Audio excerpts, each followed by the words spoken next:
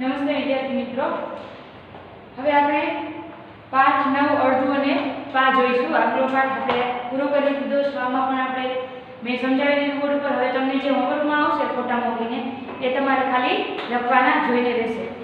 સમજતું જવાનું અને લખતું જવાનું, કોપી મારવાની નહીં. હવે આપણે જોઈશું અડધું અને પા. બધા પોતાની પાઠ્યપુસ્તક સામે રાખશે. પેજ નંબર 94 છે.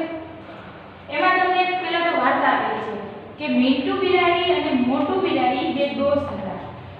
એકવાર તેમણે માલિકના રસોડામાંથી રોટલી ચૂપચાપ લઈ લીધી અને મીઠુએ કહ્યું હું આ લઈશ, ઓલી કે હું આ લઈશ. બે બિલાડી બાજવા માંડી.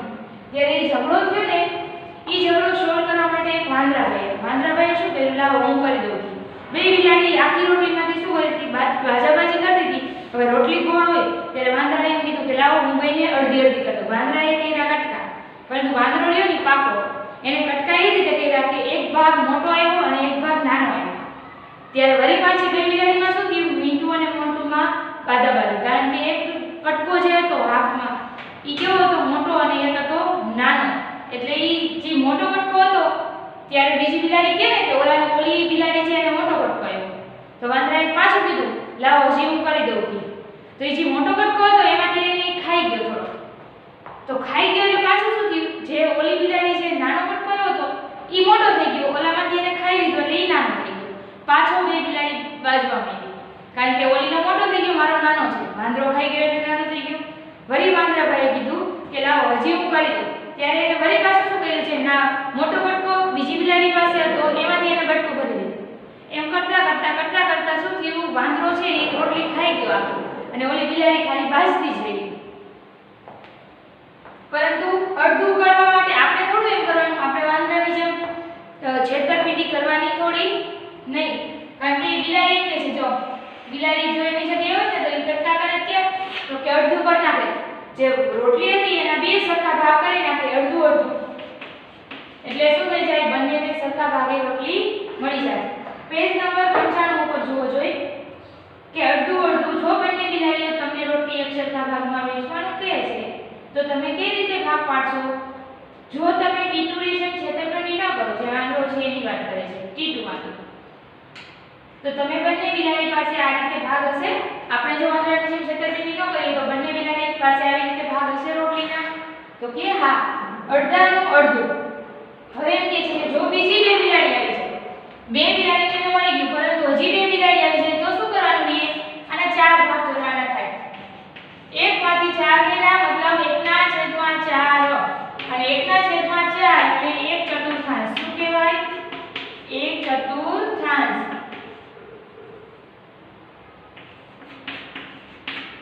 અને 1/2 1/2. શું કહેવાય? 1/2. 1/2.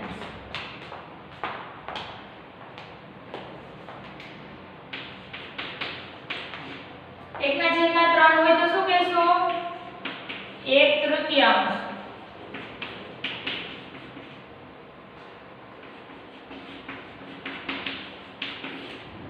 હવે જો બે બિલાડી વધારે આવી જાય તો કેટલા ભાગ સરખા? 4 ભાગ કરવાના રહે. તમારી બુકમાં ચિત્ર આપેલું છે કે અમને દરેક રોટલીનો ચોથો ભાગ મળ્યો.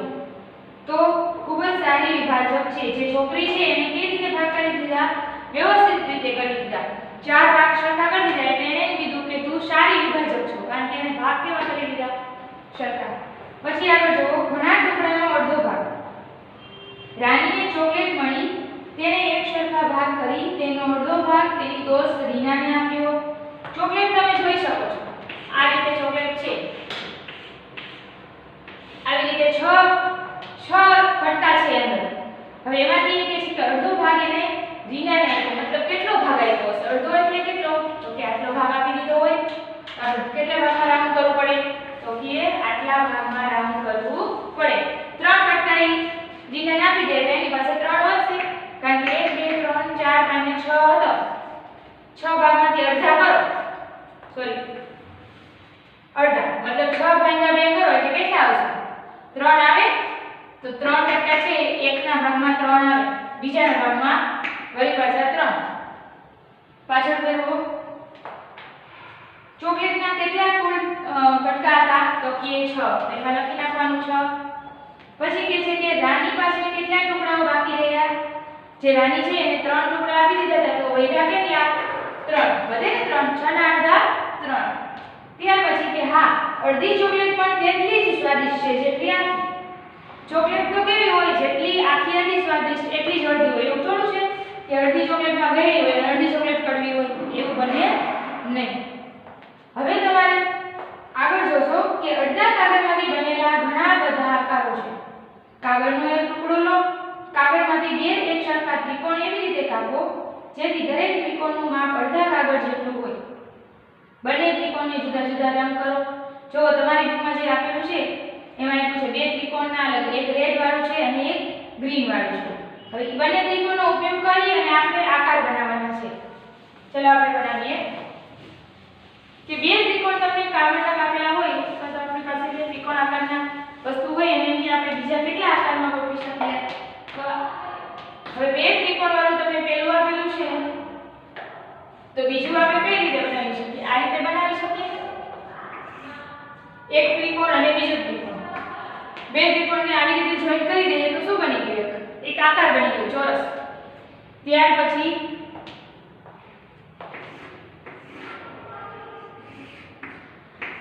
બે ત્રિકોણને ભેગા જ કર્યા છે તો શું બની ગયું? એક આખું મોટું ત્રિકોણ. આ રીતે તમારે આ આકાર છે આ બે આપણે દોર્યા, બે ત્રિકોણને ભેગા કરી એ તમે તમારી બુકમાં પેન્સિલથી દોરી નાખવાના બાજુમાં. ત્યાર પછી કહે છે કે અડધા ભાગ કરવાના બીજા ઘણા રસ્તા. અડધા ભાગ કરવાના બીજા ઘણા રસ્તા મતલબ કે આપણે કેમ ચોકલેટનો અડધો ભાગ કર્યો, 6 હતી તો 3 કરી નાખી, એવી રીતે એવા બીજા રસ્તા કહે છે કે મેં લંબચોરસના બે સરખા ભાગ આ રીતે કર્યા. જુઓ તમારી બુકમાં કે દરેક ભાગ અડધો કહેવાય. લંબચોરસ હતો એની પાસે, એને ભાગ કઈ રીતે કર્યા છે જોજો. આ રીતે મતલબ કોઈ ભાગ અડધો ભાગ આવ્યો અને અડધો ભાગ આવ્યો, ભાગ તો સરખા જ હશે. આ ભાગ આને કપાઈ જશે તો હાટે એની જગ્યાએ આ ભાગ શું થઈ ગયો? આવી ગયો. મતલબ લંબચોરસનો આને આ ભાગ ઘડી લો ત્યારે એને આ ભાગ આને મળી ગયો. હવે આ ભાગ આને આ ભાગ ઘડશે તો એને આ ભાગ વધારે મળશે.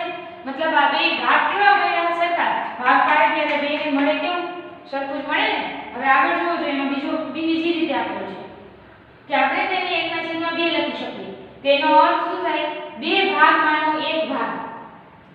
જે બે ભાગ છે આ 1 અને 2 એમાંથી બે ભાગમાંનો આપણે એક ભાગ. આની વાત કરતા હોય ત્યારે શું થયું કહેવાય? બે ભાગ છે એનો પહેલો ભાગ, પહેલા ભાગની વાત કરી છે. કુલ ભાગ હોય 2 એનો 1. સમજાય છે શું કહું છું? 4 ભાગ હોય તો 4 ભાગમાંનો 2. આપણે બીજા ભાગની વાત કરતા હોય તો 4 ભાગમાંનો 2 લખાય રીતે અને બોલાય તે રીતે નીચેનું હોય 4 ભાગમાંનો 2 અથવા 2 ભાગમાંનો 1. સામે જુઓ, આ લંબચોરસને તમે જુદી જુદી કેટલી રીતે અડધા ભાગમાં કાપી શકશો? ચલો બધા લંબચોરસ છે એને આપણે દોરીએ પહેલા, પછી લંબચોરસને 2 ભાગમાં વહેંચવાના છે પરંતુ અલગ અલગ રીતે. તમારી બુકમાં 5 લંબચોરસ આપેલા છે. લંબચોરસ એટલે બે બાજુ સરખી, સામેની બાજુ બે સરખી થશે. ક્લિયર છે ને લંબચોરસ? અને ચોરસમાં બધી બાજુ સરખી.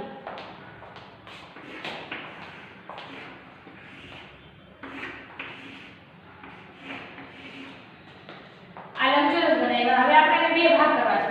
જો આમ કરીએ તો પણ ભાગ બની જશે. આને આપણે આમ કરીએ તો ઈ બે ભાગ બની ગયા. આમ કરીએ તો પણ ઈ ભાગ બની જાય. બે સરખા જ ભાગ આવે જોજો. બીજું આમ કરીએ તો સરખા ભાગે વહેંચી શકાય અને આમ કરીએ તો સરખા ભાગે એને વહેંચી શકાય. જોયું તમે? બધા જ લંબચોરસમાં આપણે બે જ ભાગ કર્યા છે પરંતુ અલગ અલગ રીતે એને કાપી અને બે સરખા ભાગ કરી શકાય. જેમ આપણે વર્તુળમાં આમ કરી શકાય, આમ પણ કરી શકાય. એમ કોઈ પણ આકાર હોય તમે એને સરખા ભાગે વહેંચો હોય, તમે અંદર બેય બાજુ સરખો ભાગ આવવો જોઈએ એ રીતે તમે કટ કરી શકો. ત્યાર પછી કે તે એક સમાન છે કે નહીં તે તમે ચકાસી શકો. તમે જોઈ શકો છો કે બધામાં જે સરખા આ બે ભાગ કર્યા છે સરખા છે. સરખા એમાં આ જે લંબચોરસ દોરેલા છે તમારી બુકમાં, તમારે ખાલી આ અંદર જે ભાગ કરેલા છે એ એક દર્શાવી દેવાના રહેશે. ત્યાર પછી કહે છે કે ચોથો ભાગ કરવાની ઘણી રીતો. મેં આ રીતે 4 ભાગ કર્યા અને દરેક ભાગ એક ચોથો ભાગ છે, જેને હું 1/4 લખી શકું. તેનો અર્થ 4 ભાગમાંનો 1. હવે શું આવે છે કે જે તમને અહીંયા લંબચોરસ આપેલા છે એના કેટલા ભાગ કર્યા છે તો કે 4 ભાગ. અને 4 ભાગ કરી એટલે એને બોલાય કેમ? ધારો કે એક પેલા ભાગની વાત કરતા હોય એટલે આપણે શું કહીશું કે એક 4 ભાગમાંનો 1 અથવા 2 ભાગમાંનો 1. ચલો 4 ભાગ કેવી રીતે કરીશું? તો એક તો છે આપણે આડા 3 લીટા કરીશું.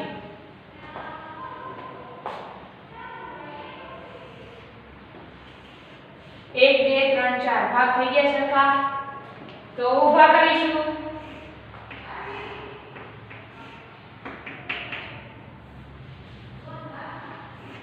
ચાર ભાગ સરખા થઈ ગયા. ત્યાર પછી આપણે ચોકડી ભાગ આમ કરીશું તો પણ 4 ભાગ સરખા થઈ જશે. બીજો આમ કરી શકીએ તો શું થઈ ગયું? 4 ભાગ સરખા થઈ ગયા. હવે શું બનાવી શકીએ? એમ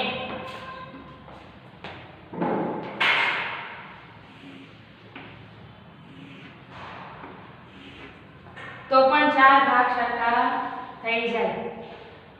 હજી તમે કોઈ પણ રીતે વિચારી શકો, પરંતુ આપણે આ રીતે આટલા લંબચોરસ આપેલા છે એમાં 4 ભાગ આ રીતે દર્શાવી દો. તમારી બુકમાં તમારે દર્શાવી દેવાના છે, દર્શાવી દો.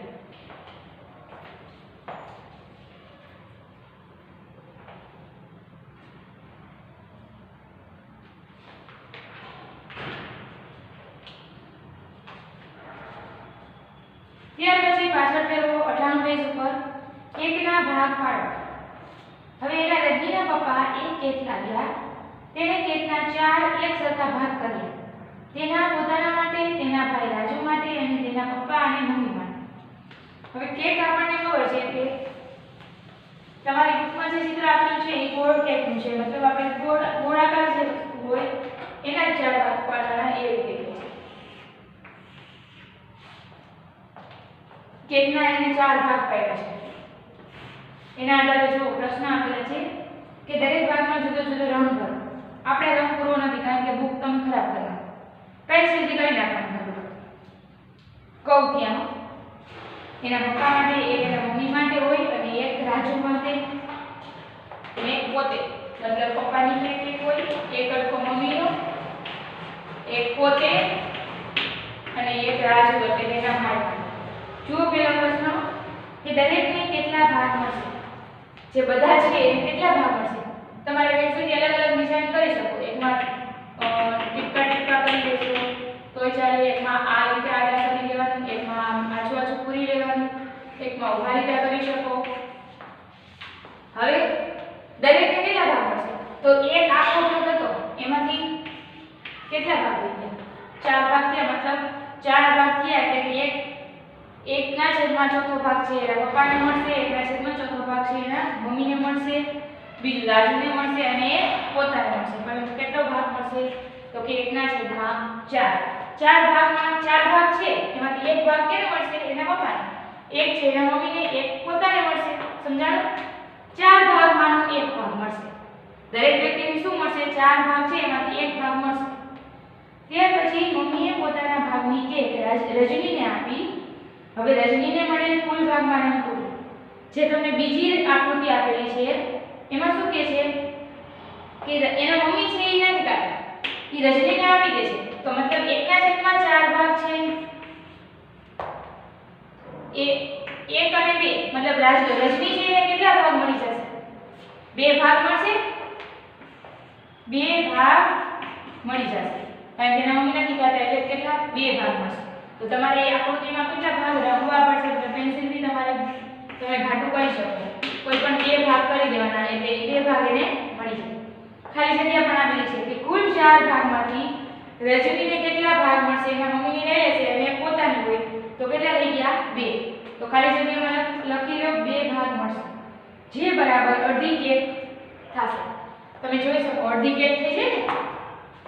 4 ભાગમાંથી 2 મતલબ 2/4 2/4 એટલે 4 છે એને આપણે 2 × 2 પણ કરી શકીએ 2 × 4 ઉપરનો 2 નીચેના 2 ઉડી ગયા વધુ શું ઉપર 1 કાઈ નહીં એને નીચે 2 મતલબ 1/2 અને 1/2 એટલે અડધું થયું તમે ચિત્રમાં પણ જોઈ શકો કે અડધો ભાગ છે એને મળી જશે તો તે ખાલી જગ્યા છે એ લખી લો 2/4 બીજી બાજુમાં ખાલી જગ્યા અથવા 1/2 લખી શકે રજનીની માતાએ તેને કેકનો ભાગ આપ્યો તે પહેલા રજની પાસે અડધી કેકનો એટલે કે 1/2 ભાગ હતો જે કુલ કેકનો 1/4 નો ભાગ હતો એની પાસે 1/2 જે અડધો ભાગ તો હતો જ 1/4 ભાગ જેટલો હવે રાજુને મળેલ ભાગમાં રંગ પૂરો રાજુને મળેલ ભાગ મતલબ ત્રીજી આકૃતિમાં તમારે શું કરવાનું રહેશે રાજુને કેટલો ભાગ મળ્યો છે તો કે એક ભાગ જો 4 ભાગમાંથી એક ભાગ મળ્યો એટલે તમારે એક ભાગમાં રંગ કરવાનો રહેશે ત્યાર પછી કહે છે કે રજની અને રાજુને સાથે મળીને કેટલી કેક મળી તેમને મળેલ કુલ ભાગમાં રંગ પૂરો જે ચોથી આકૃતિ તમારી છે